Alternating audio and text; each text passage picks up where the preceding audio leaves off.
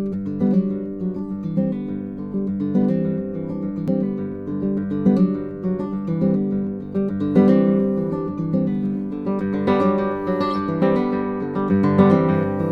and welcome to Moli'i Loko'i'a.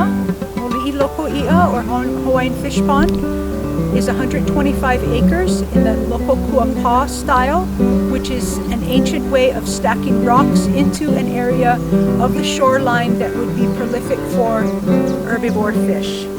Moli'i Loko'i'a is estimated to be about 800 years old and legendarily built by the Menehunes overnight. The Hawaiian people understood their environment and the ecology so well that they knew that they could grow 100 times more herbivores in the same amount of area that they could carnivores, and thus, knowing the cycle and circle of life, grew algae in the fish pond to attract the herbivores such as the mullets and avas and create an environment conducive to their growth. Over the years, carnivores have come into the fish pond and we lost our balance of algae because there wasn't that much to eat, many herbivores to eat the algae, and so we've introduced oysters into the fish pond to help balance the water and the environment to be healthier for the fish and also to provide a wonderful product for our Hawaii market.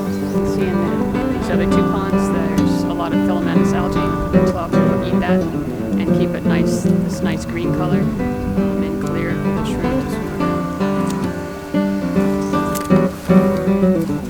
We have a unique culture method of floating rolling round baskets. These baskets were developed by Dr. Bruce Anderson for ease of handling in the fish pond in large numbers. They are made of a 1-inch PVC covered steel with 5-gallon bucket tops and a PVC float inside, and we help to maintain these oysters by rolling those baskets in the water so the oysters don't stick to themselves or the baskets, and it also helps remove any of fouling organisms that are attached to the oysters, such as mud or limu or anything like that. They transition from a 5mm mesh to a 1/2-inch mesh, and then when they're about 3 to 4 months old, they'll transition into the open 1-inch mesh that will be complete their life cycle with us.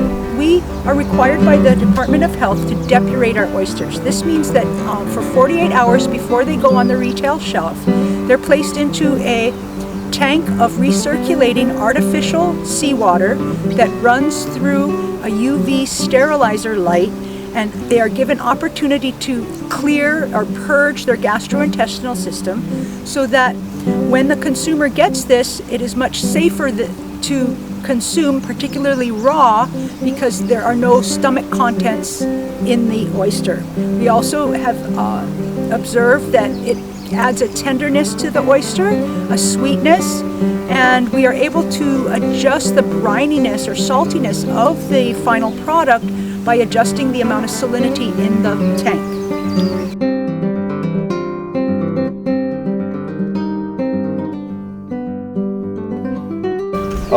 Cleaning some limu, sorting them out for sale to Tamashiro.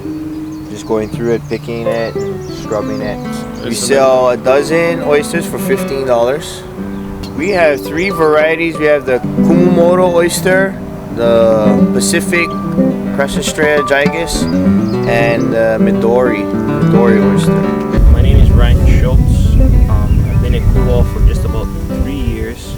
I'm the livestock manager, so I take care of all the cattle operation and oversee the day-to-day maintenance, our herd health management plan, herbicide work on all our pasture maintenance.